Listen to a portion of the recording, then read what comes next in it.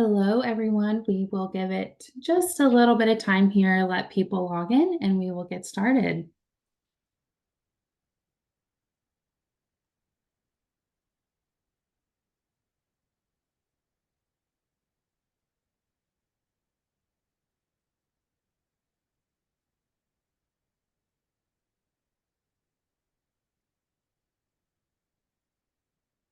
Okay. Welcome, everyone. Glad you could join us today for our 1-hour webinar, Accounts Payable in AI, Separating Fact from Fiction. I'm Sarah Sturgill, part of the marketing team here at MHC, and I'll be facilitating today's discussion. Our speaker is Mary Schaeffer, who I will introduce shortly. First, I'd like to quickly go over several housekeeping items. The webinar is being recorded, and attendees will receive a follow-up email with the link to the recording on our website. All participants are muted to prevent background noise, so please type in any questions you may have into the Q&A section. All MHC webinars are approved via IOFM to give 1 continuing education credit for all attendees. Your certificate will be sent out 1 day after the webinar. And there will be a post-webinar survey that will appear when the webinar ends. Please use the survey to let us know how we are doing and to request any additional information. And just one more item before I hand the presentation off to our speaker today. For those of you not familiar with MHC, we help organizations tackle digital transformation. Our solutions automate the capture, transformation, and communication of paper and digital documents across core business processes. Our flexible end-to-end automation platform helps users eliminate tedious procure-to-pay and order-to-cash tasks, increase efficiency, achieve operational excellence goals, and strengthen relationships with customers and vendors. And with that, I will introduce our incredible speaker, Mary. Mary's maybe most well known as the host of the AP Now podcast, which is available on the AP Now YouTube channel. She has many other accomplishments, which you can read here. And I will hand it over to Mary. Thanks, Sarah, and thanks MHC for inviting me to come talk about this topic, which I think is really interesting. And congratulations to everybody who came, because I think it's important that we all learn as much as we can about this exciting new technology that's going to impact all our lives if it hasn't already. So real briefly, our agenda for today, I'm going to talk a little bit about what I call the current landscape, and then I'm going to go over some basics just so that we're all on the same page and we get some at least tiny little educational benefit from this talk today. We learned something. My goal whenever I give any of these talks is that everybody learns something. I'm not saying I'm always successful, but that's what I aim to do. I'm going to talk a little bit about what I call AI and pop culture, because I've seen it trickling down, and I think that's a sign that it's here to stay. It's not going away. Then we're going to get serious a little bit, and I'm going to talk about deep fakes, because we've had some really serious frauds involving the use of AI and deep fakes, and I want you to go away with the information you need to make sure it doesn't happen to you. And then, as promised, we're going to talk about some myths, or what I think are myths, and then what the reality is, and then what this means for you, because I want you to go away with some information about what you can do to prepare yourself for this exciting new time we're going to live in. And so with that, we're going to first have our first polling question, Sarah. And I'm curious to see, guys, what you think. How do you think AI will impact your job going forward? Will it eliminate it? Will it change it? Will it not impact it at all? Or are you not so sure? And Sarah, I can't wait to see what how the audience feels about this. I know I have some views which I'll share. If you don't agree with me, I'm happy for you to let us know either in the comments or you can email me afterwards. So, and I'm not going to ask you, Sarah, to answer online in public. All right, the good news about these polls is they're all anonymous. So when Sarah closes the poll, which she will be doing any minute now, we will all be able to see what the audience thinks. And I'm happy to say that 82% of you said it will change your job. 5% of you said it won't impact it at all. And of course, 10% said not sure. I believe, and I honestly do believe this, that the 82% of you who said AI will change my job are correct. That's what I would have answered if I was answering. And I hopefully, like as I said, you'll get a little information today that will help you adjust to that change. So let's start off with the current, what I like to call landscape, where we are today. So where we are today, there's a lot of change. Now, some of it's real change and some of it's hype and it's imagined and it's not real. A lot of it's overblown, but to say that it's not going to have any impact, I don't think is a fair. And there are some very real implications that I think we all need to understand in order to prepare ourselves to make sure that we are part of the group that survives and thrives moving forward. So the impact today is many people are feeling a little bit unsettled because they're not sure what this means for them. And you know what? If you feel that way, that's fine. There's nothing wrong with that. And a little healthy respect is not a bad thing. So let's talk about jobs and everybody's job, because let's face it, at the end of the day, that's what we're most concerned about. And I think, as I said, everybody's job will change a little bit. It will not necessarily be eliminated, although parts of your job could be eliminated. But it's important to understand the difference, to be able to identify what's going to change, to figure it out, and then figure out what you have to do, you individually, to make sure that you survive and thrive in the coming years. And that if there are layoffs, that you're not the person that they pick to lay off. You're the person they say, oh, we have to keep John or we have to keep Jane because they are, they understand this new technology. And by the way, I know a little bit about it. Emphasis on the word little bit. It's really not that hard to understand. So you want to get started. How are you going to get started? Understand that change is inevitable. It's coming, whether it comes from AI or other things. We never stand still. And AI is not that difficult to learn. I was interviewing some months ago, actually, at this point, I think it is some months ago, a AI expert that I know, and he gave me the analogy. He said, AI is easier to understand than Excel. And at the point in time where he said that, I was a little dubious, but since I've been playing around with it, and I'll explain what I've been doing, I think he's right. So you have all taken the first big giant step in the right direction, and that is listening to this. You're smart enough to know that you have to learn a little bit more, and so here you are. So I want to start off, okay, I call this the boring part of the talk, but it's also necessary. I want to start off with some definitions because we have new terminology here. And by understanding what the new terminology is, it will help you understand the changes. Not only that, when you hear people talking about it and using these words, then you'll know what they're talking about, and hopefully you'll be able to understand. Okay, let's start off with the first one. What do we mean when we say AI or artificial intelligence?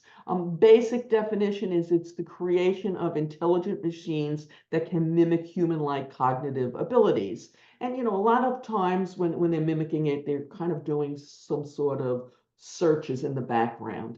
And where we've seen this in our world, in our accounting space, in our accounts payable space, if you will, is processing of invoices. That was kind of the number one application when automation started coming at the accounting function, was the processing of invoices. And it's kind of easy to understand why it's gotten such a focus. It's, the easiest one to do. And like everybody else, let's go after the low-hanging fruit. Cash application is another one that has seen a lot of automation and AI going after it. Certain customer service apps have seen it. I'm sure you've all gotten those bots online. Some of them do a better job than others. If you're like me, there are times I just want to throttle it because it doesn't understand what I'm talking about. But if you use things like Siri, Alexa, Google Maps for directions.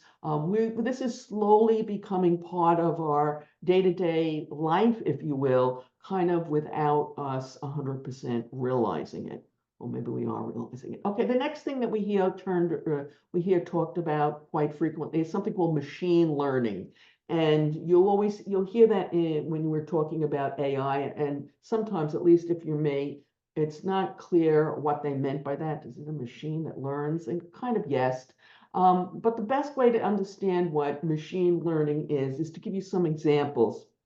Okay, Amazon uses it for its recommendations, you might be interested in. So after you bought whatever you've bought, and then they recommend related things, or if you've bought a book by a certain author, when they have a new book come out, you'll get a recommendation for that. Likewise, you get your recommendations on Netflix.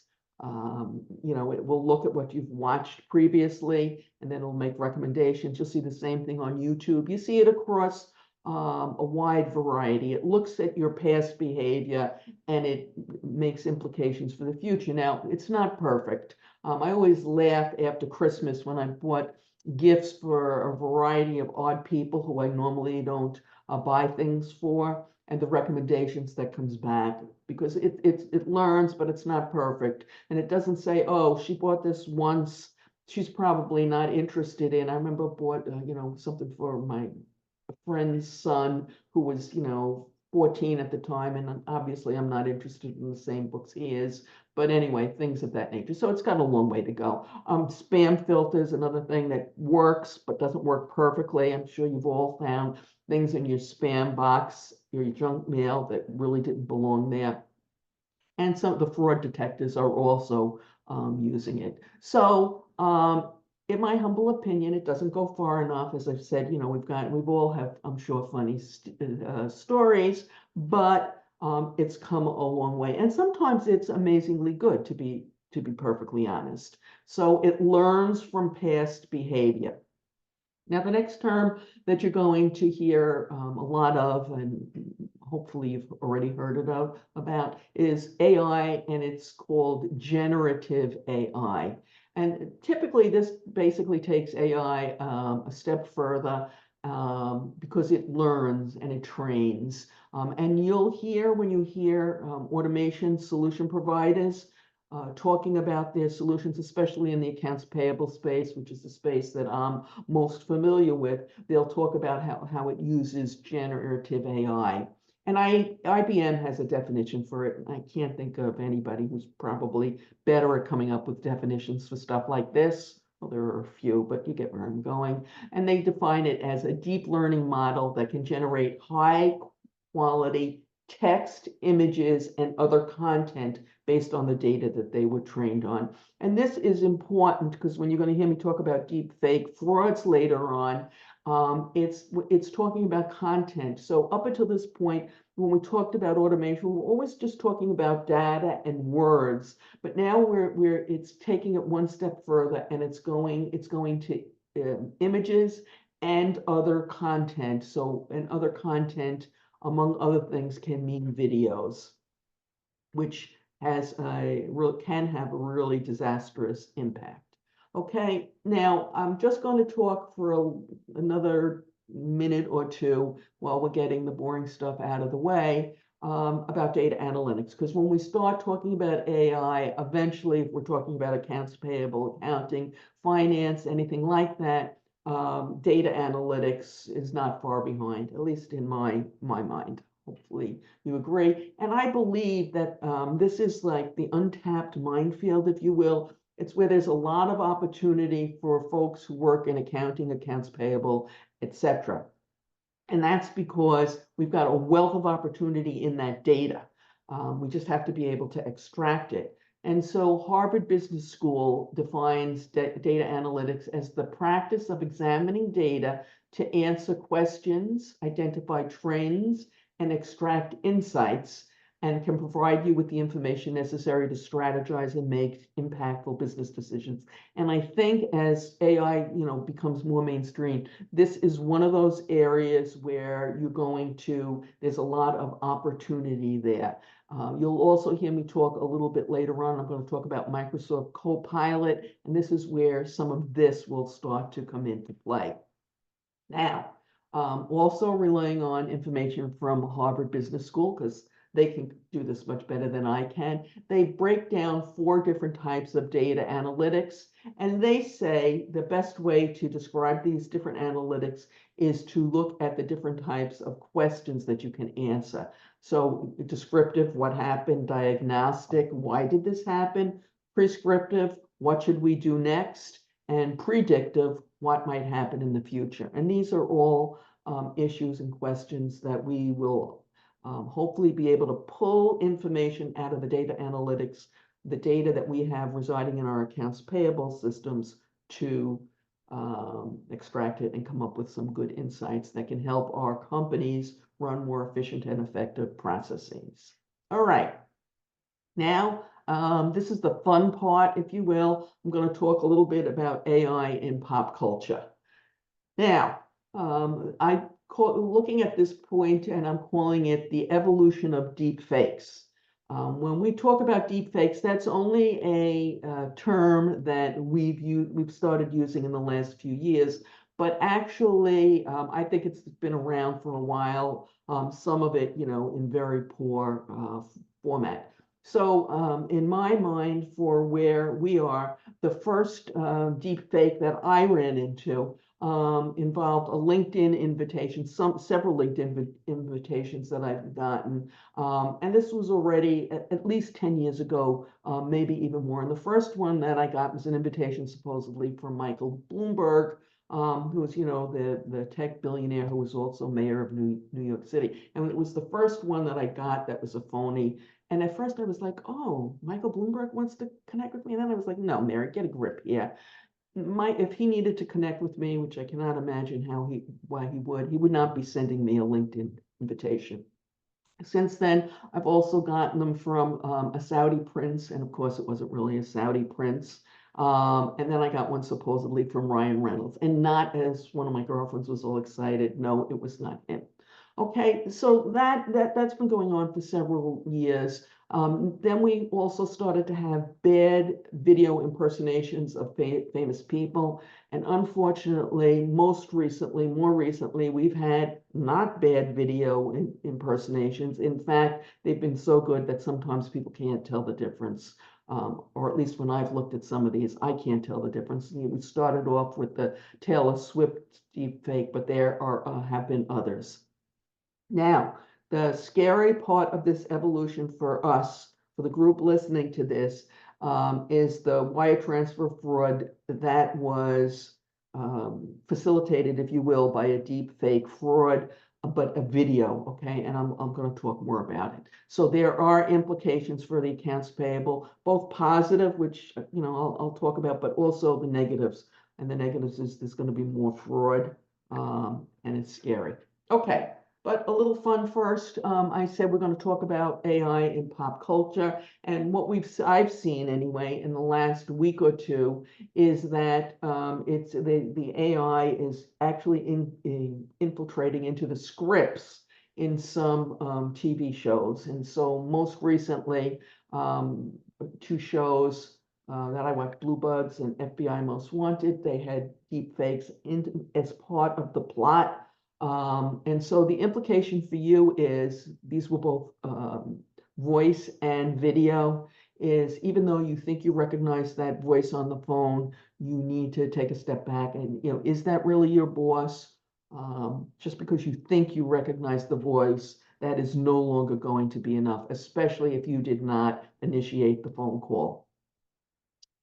Okay, now.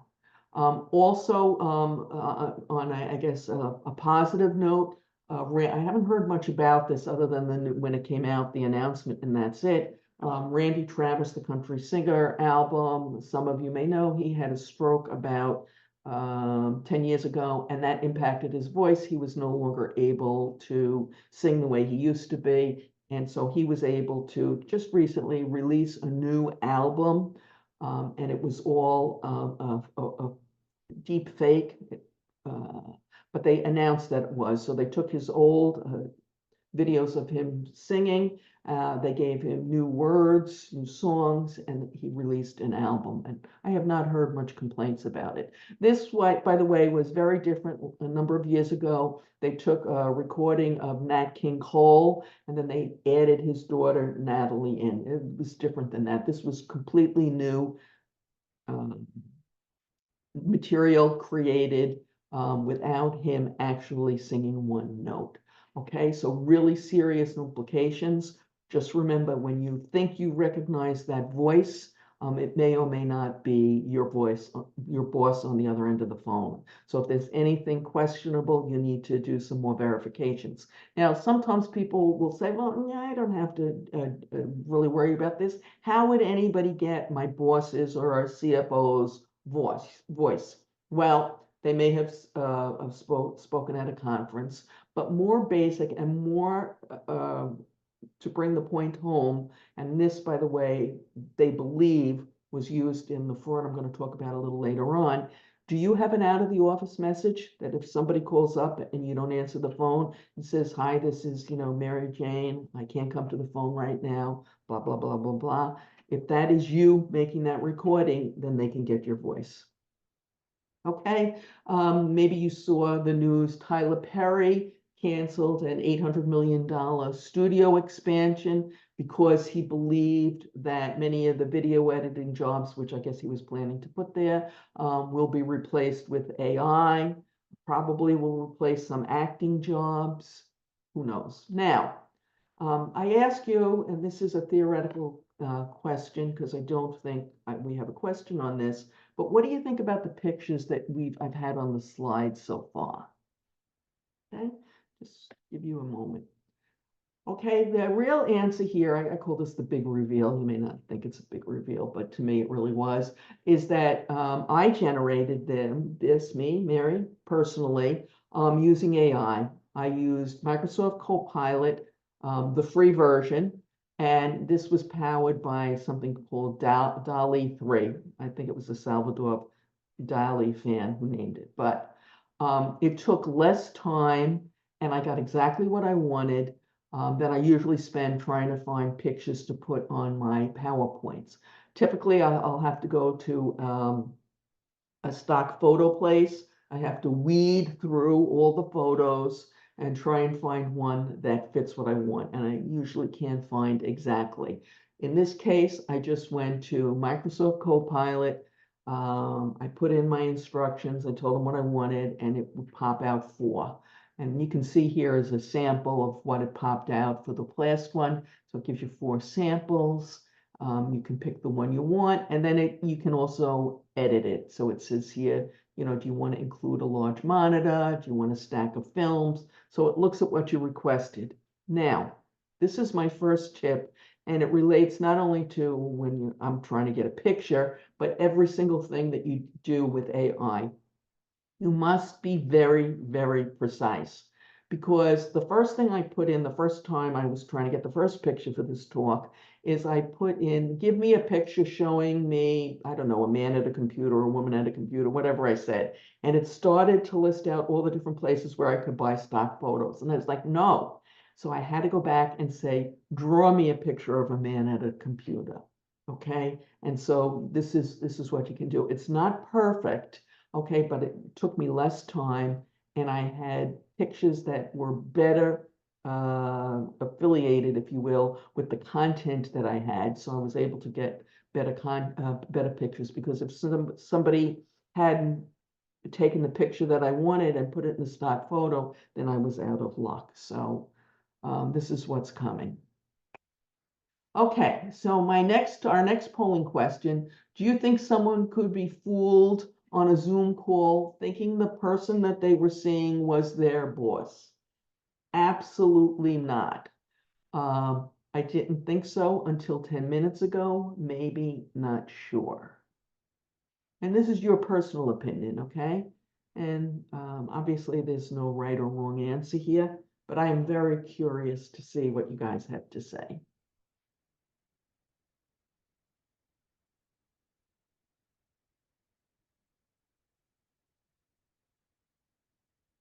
And by the way, okay, so the answers, you said 6% of you said no. 14% of you said I didn't until 10 minutes ago. 36% said maybe, and 44% said yes. And sadly, the people who said yes are right, okay? And we'll talk about that. So, because I kind of gave you the answer in my talk, but whatever. Okay, so let's talk about detecting a deep fake. So I want to tell you what happened. And yes, I'm continuing with the pictures that were created by Microsoft Copilot.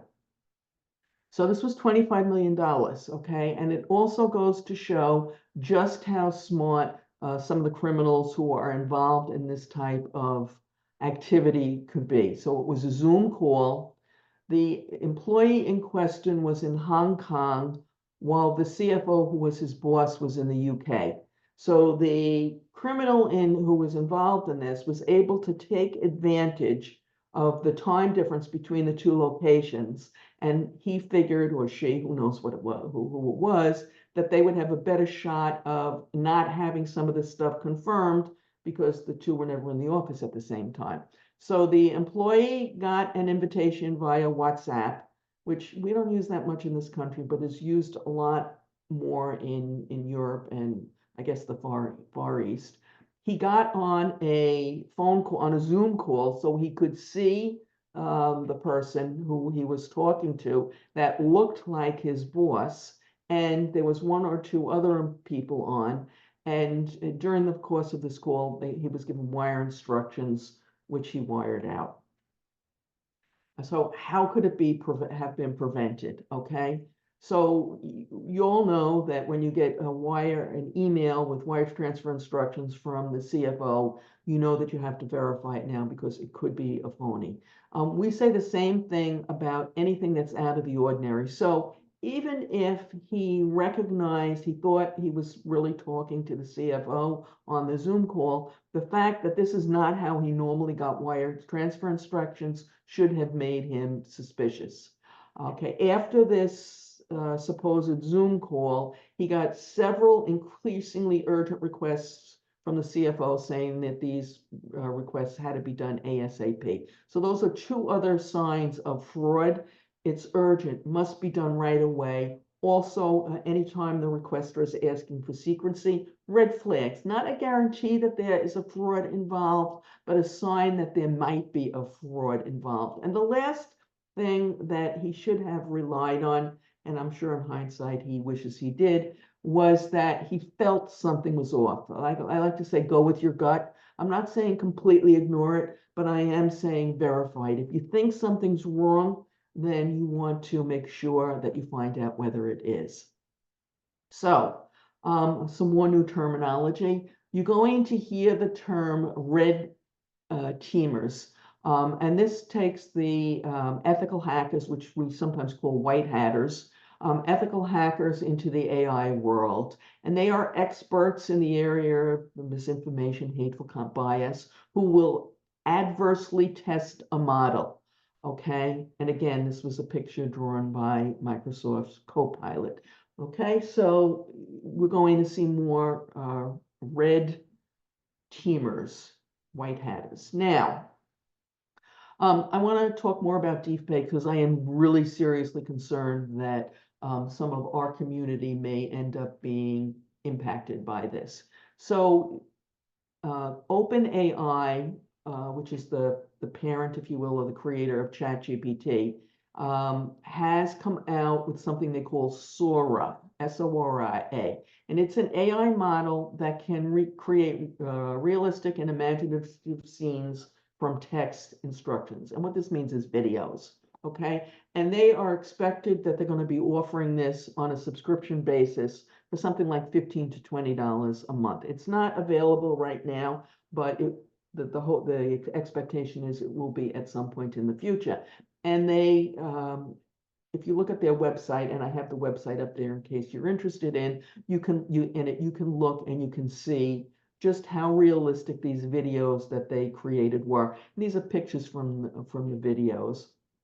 And so, for example, they wanted a picture of a Dalmatian dog in Burano, which is near Murano, which is near Venice, okay? And then the car. And if you look at the videos, to my untrained eye, they are very realistic looking. And this is what we're coming.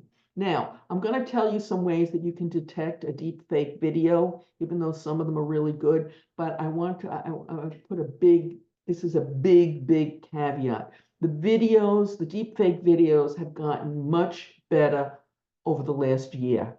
In less than 1 year, they've gone from being laughable to being, hey, this could be realistic. And so we expect a similar level of improvement going forward.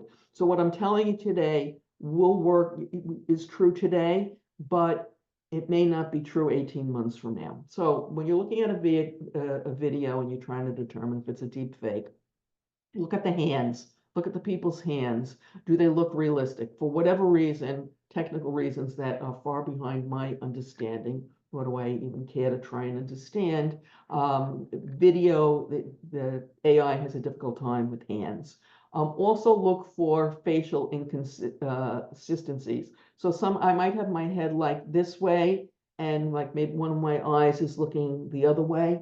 You want to look for things like that. I may be, walking into the wind. I think this was one of the ones they had on their site, and my hair should be blowing back, but maybe it's blowing to the side. Maybe it's not blowing at all. Something like that. When they're talking, watch their lips. Do their lips match the words that are coming out of their mouth? It's kind of like watching a foreign movie that's been dubbed. It's kind of funny, because the lips don't match. Is the background right? Does that look the way they look? Now, these last two ones, you want to think about whoever you're talking about, the language. Is that how they speak? I remember getting one of the phony emails. It wasn't language, it was verbiage. And it was from a woman that I know very well. She happened to be, at the time, president of this not-for-profit organization that we're both involved with, and I was treasurer. And supposedly she was trying to get me to do a rush wire transfer. And she said it said in the email, "I'm slammed. I can't talk to you right now." Well, that's not how she would talk. It just does. So does it sound like them? Is this the way they talk? And then if you're on a Zoom call and you're in the office and you happen to have seen the person earlier in the day, just take a minute to focus. When you saw her in the elevator this morning, did they have a blue turtleneck on and now they've got a suit jacket on? Or is it the same type of clothing? Also, you might ask them a question that cannot be researched on the internet. So, how did your son do in his baseball game last night? Or something like that. MIT has some tips for you on how to detect a deep fake. They say things, and I'm not going to read these all to you. Look at the eyes, look at the eyebrows. Where are the shadows? If they have glasses on, is there a glare? Should there be a glare? Look for facial hair, blinking. Does the person blink too much? Not at all, etc. And do the lips look natural? So you can read these in more detail. Also, don't forget, I mean, we're talking about all this, like high-tech, fancy stuff, but don't forget, at the end of the day, the basics still matter. So don't forget your strong internal controls, no exceptions, appropriate separation of duty.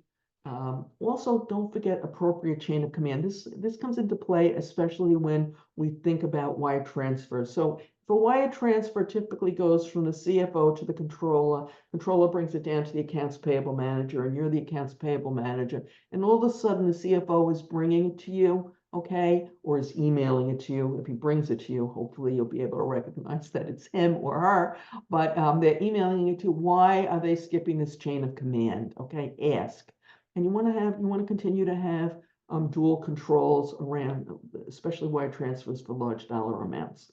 Sometimes if they need to have two people involved, you have a better chance of uncovering the fraud or the potential fraud. And again, rush and secrecy. Anytime they ask, rush, rush, rush, hurry, don't talk to anyone, don't tell anyone you're doing it. Rush and secrecy, I like to say, are criminals' BFFs. Okay, now, if you want to test yourself on detecting a deepfake fraud, Kellogg, Northwestern University has put up a series of, I think, 140 pictures. There's a lot of them. And so you can go through, they show you the picture, and then you get to vote. This is a deep fake. This is a real picture. And I did about 4 or 5 of them, and I got them all right. But I have to tell you, there's 2 reasons why I got them all right. First of all, I knew that there was a chance that they could be deep fakes. So I was paying close attention. If you're just operating in your day-to-day, you're not as aware or as focused on the fact that it could be a fraud. And I also, some of those I had to look really close at. So it's not as obvious as you would hope. Okay.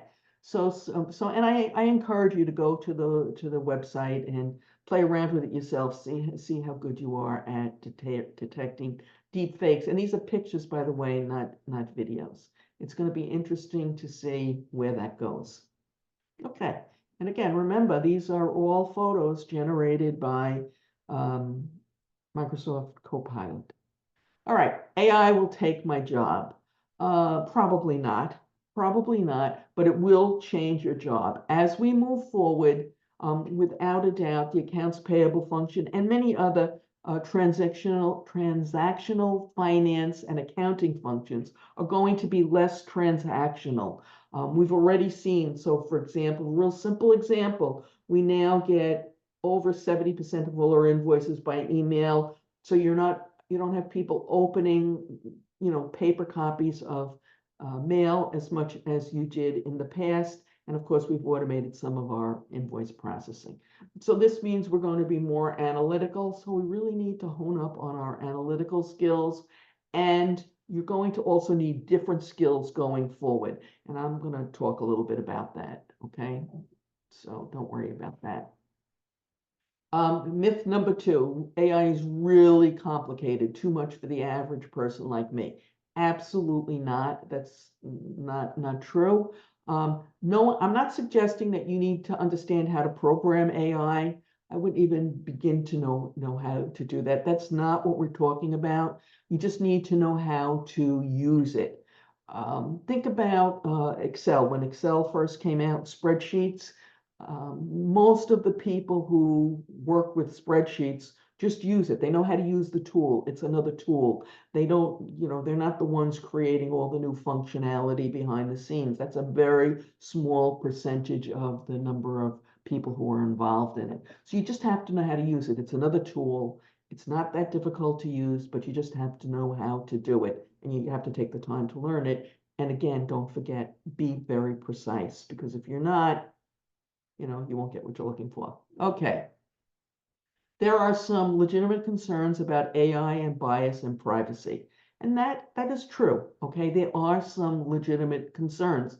But you know what? You and I, in our day-to-day operations, in our day-to-day work, that's not something that's not on our plate. That's not our responsibility. And others are dealing with it. It's just not part of our purview. But and so we need to keep this in mind when we get ready. Myth number 4. My company is probably going to get rid of some of its current employees and hire professionals who understand and can use AI. Part of that is true. Your companies are going to be looking for people who know how to use AI. And in fact, the recent study just came out this month from Microsoft and LinkedIn. They did a combined study, and knowledge of how to use AI is going to quickly go to the top of the list. And I'm going to tell you how to get some of that knowledge, okay? But don't keep in mind, this is not the first evolution that we've seen in accounts payable. They're not, big change. We saw desktop computers come in, come into the workspace. It's probably 30 years ago. We saw Excel, all this, and we saw the internet come away. All this radically changed the way we do our job, but it did not eliminate it. Nobody said we're not going to do accounts payable anymore. Now it changed it, and I'm not going to lie, there are some jobs that have been eliminated. I was just doing some research for a piece I'm putting together on, the history of accounting and accounts payable, more focused on the last 50 years or so. And, we don't have key punch operators anymore. That used to be a real job. There are some things that are going to be eliminated. I think we're pretty close to getting rid of all paper invoices in the office.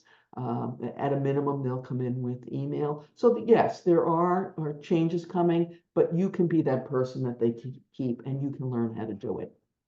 Okay, AI is just down the road, not now, so I don't have to plan to or adjust. I hear this a lot of times, not only about AI, but whatever change is coming down the road from people who are approaching retirement age, and no, it's here and it's here now, and you need to learn it. So I'm going to tell you how I think you can learn it, what I think you can do. So there's lots of opportunity, okay? And at the end of the day, most management teams, they want those people who can make recommendations for process improvements and implement them. This hasn't changed, okay? Only thing today is they know there's this AI out there. And to be honest and to be totally frank, although you can't say this to their face, most of your management team probably knows AI is out there.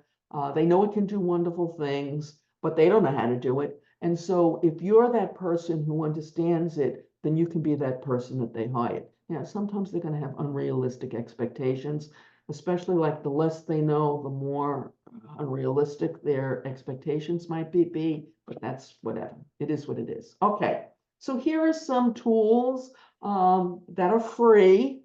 And they're both easy to use. And I've been using both of them. I've been using ChatGPT, I don't know, 6 months a year. I don't remember when they first came out at this point. And I've been using Copilot for a few months. They're easy to use. I promise they're not hard. But you just have to take out you have to take out some time to figure out how to use them, and you need to play around with it. Okay. On the AP Now YouTube channel, I have sessions on both how to use Copilot and how to use Microsoft Copilot and how to use, ChatGPT. And remember, okay, the most unartistic person that that would be me, generated all the graphics for this using Microsoft Copilot. Okay, it is not, I promise you, it's not difficult. You just have to take the time, number one, do it, not a lot of time either. And number two, be precise. You have to be very precise. Okay. Now some caveats. And also, I always used to talk about Chat GPT. It's just because what I started using. But there's also Bard, and there's a bunch of other AI tools out there. So if you prefer one of them, one of the others, that's fine. And by the way, just FYI, ChatGPT is supposedly coming up with a new version, should be released, I don't know, soon, that will even be better than the one they had. But keep in mind, it is frequently wrong, okay? I can't say that enough. It's frequently wrong, so be very careful. And what I'm really getting at is for you guys out there who are doing 1099s, and you have some intricate question like, should I put this in box 6 on the NEC or box 12 on the MISC? Do not use ChatGPT to get the answer. Use an expert. We're not there. We may be someday, but we're not there. Okay, told you be precise. Play around with it. Just play around with it. Now, I got to tell you, it has some antiquated phrases that it uses, and it loves the word delve. Delve into this, delve into that. So when you do your search or you say, rewrite this email, and it comes in up with Dell, change it. Okay. But a lot of times I write something, I look at it, especially if it's an email to somebody, I'm trying to make it interesting. It says what it's supposed to say, but it's boring. And I'll put it in and I'll say, can you, make this a little bit more interesting? And sometimes it goes overboard and it makes you sound like a used car salesman or snake oil salesman. And I'm like, okay, we'll go back to the boring. So you need to use a little bit of common sense. Okay, Microsoft Copilot. This is only right now on Edge. It's not on Chrome, but Google is not going to let that stand for long. So there'll be, I'm sure, an equivalent on Google before long. But what I like about it, and we were just talking about this before this started, I like to say it takes search to the next level. So when you used Microsoft Copilot, which I have that, it'll show up on your Edge screen if you've signed up for it. You see that little blue thing, you just click on it and it opens. And the nice thing is, at least from my standpoint, from a user standpoint, from an end user standpoint, it does not have sponsored results. So a lot of times I'll put something in and, the first, five answers are sponsored results, which that's nice, but I just want an answer, yes or no, or 25, whatever it is. And so the other thing it does is it compiles all the results together. So you don't have to look through for each individual site trying to figure out your answer. And so as I was explaining earlier, before we started, I was trying to see, my daughter needed a certain medication. I was trying to see if it was a prescription drug or not. It wasn't obvious. And I started off on Google, and of course, the first thing that came up, it kept putting me into Amazon, even though Amazon didn't sell this because, as it turned out, it was a prescription drug. But I went to Copilot and I put into Copilot, is blah, blah, blah, a prescription drug. And the first answer was, yes, it is. And then it gave me some more information about it. Okay. Remember, it can draw, it can create code. It can also create code. I haven't spoke about that much. Both ChatGPT and Microsoft Copilot can create code. Now, I'm not a programmer, so it's not something that I would do, but it can do this. Okay. And Microsoft Copilot has a different Copilot for all its applications. And at this point, I believe they say they have 150. And so Microsoft Copilot is the generic one, the free one that we can all use. And then it has, for example, my Copilot for Excel. I do believe, this is a prediction, we'll see if I'm right or wrong, this is going to change the way we do macros because we may be able to get AI to do the macros. And so that skill may, not a definite, okay, not a definite, but may not be as much in demand in the future. Okay, so your new skills.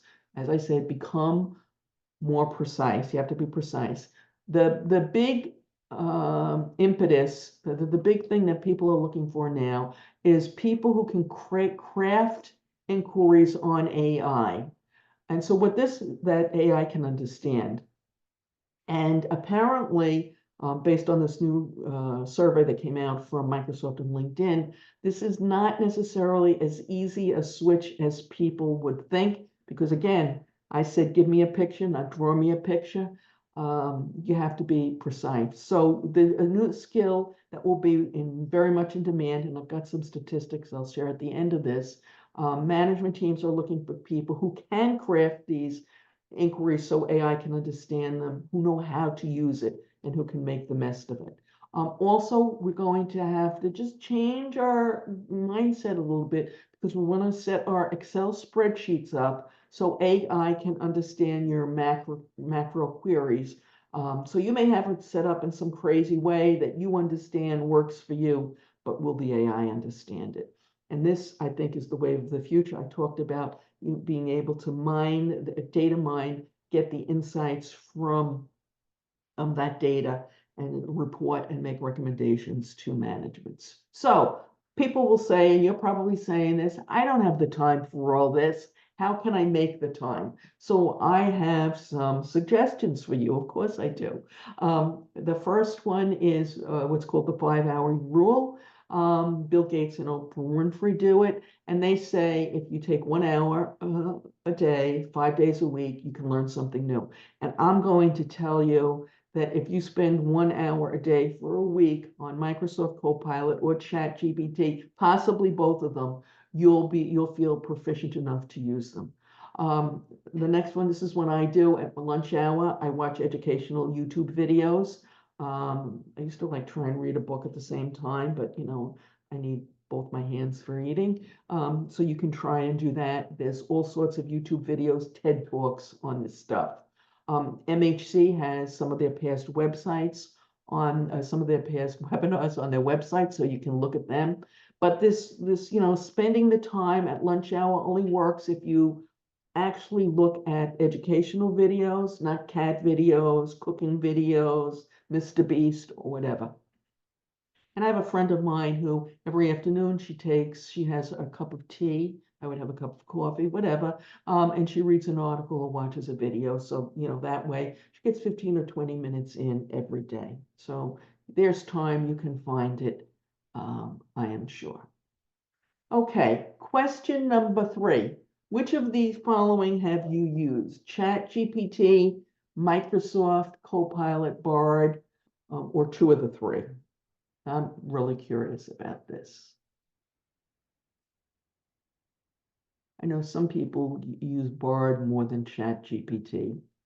I just started using ChatGPT, and so that's what I use. I'm not trying to imply that one's better than the other. All righty. All right, and the results. ChatGPT, 17%, Microsoft Copilot, 5, Bard, 0, 2 of the 3, 14, and none, 64. Okay, so I would encourage you. Honestly, I think Microsoft Copilot is going to take search to the next level. And we have a slide here from MHC, but also if there are questions, let me see if I can get the questions. And then I have some statistics actually I do want to share. So let me go ahead and share those statistics and that information because I honestly, I think it's important. So this Microsoft and LinkedIn together did this survey, and it was this month, okay? They released the results this month. They said 75% of knowledge workers report using artificial intelligence for work. Nearly half of them only started in the past 6 months, so you're not too late. This is the statistic that I think is of most importance. Corporate leaders indicated they want to hire people who know how to use AI, with 71% saying they'd rather hire a less experienced job candidate with AI skills than a more experienced candidate without them, okay? 71%. And I just showed you how to get them. And so you can do it. You can be one of those leaders. And here it says 60% of leaders say their organization doesn't have a clear plan and vision to use this new technology. So if you can learn a little bit about it, figure out how to do it, and then you're good to go. You'll be the job candidate most in contention. If you have any questions about this or any comments that you'd like to share, there's my email address. Just say that you saw this at MHC, and I'm happy to hear from you. And so I'm going to now go back to MHC and see if they have any questions. Awesome. And we only have a few minutes, so I'll just ask one or two. Okay. First question is, which new skills are most important for accounts payable professionals in an AI-powered environment? So I think the basic one, they probably asked this early on, is just to learn how to use the different tools that are out there. I think Microsoft Copilot is going to, take your search to a new level, and it will save you time, so you'll become more efficient. Also, which we didn't talk about, but a lot of these AI skills are being built into the automation solutions, and you'll want to learn them also as much as you can. Great. And last question, how can I encourage my team to adapt to the new environment? So I think there's two ways. First of all, you just have to let them know that this is the wave of the future. It's not going to take their job. Sticking their head in the sand and pretending they don't know how to do it is not going to help them or anyone. So that they need to do it. And then, sit down with them and play around together, using Microsoft Copilot and using ChatGPT. Just be careful. There are many wrong answers. So you want to use it as an aid. You don't want to use it, for example, at this point to get your 1099 questions answered, because very easily you could get the wrong one. But let's say you're not a great writer. And well, sometimes you're not inspired. We'll sit there, we write this email, you look at it and you go, blah, this would put me to sleep. So you can put it back into ChatGPT. But when you do that, realize that what you get out, you're going to have to modify a little bit. Now, I talked about being precise. One of the things that I learned after putting a few things in there and getting things back that would make your hair stand on edge, because like I say, it sounds like a snake oil salesman, is I learned that I had to add the sentence, the target audience is accounting and finance professionals, so that they tone it down a little bit. So encourage them. And then also, as you do things, share with them what you did and how you learned it. Great. Well, thank you for an exceptional presentation, Mary, and thank you all for attending. If you're interested in learning more about what's going on at MHC, register for our monthly newsletter, and you'll receive reminders about upcoming webinars and interesting thought leadership content like this great session today. A link will be included with our follow-up email, so be sure to register. And have a great day, everyone. Have a great day. Good luck, everyone.